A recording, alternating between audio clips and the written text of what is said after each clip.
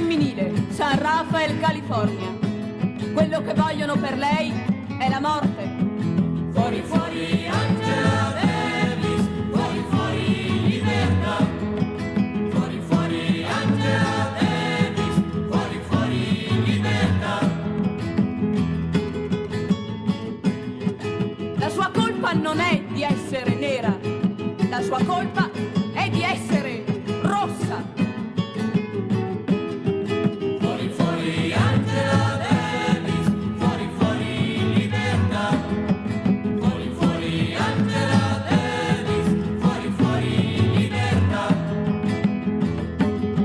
Non è sola in carcere.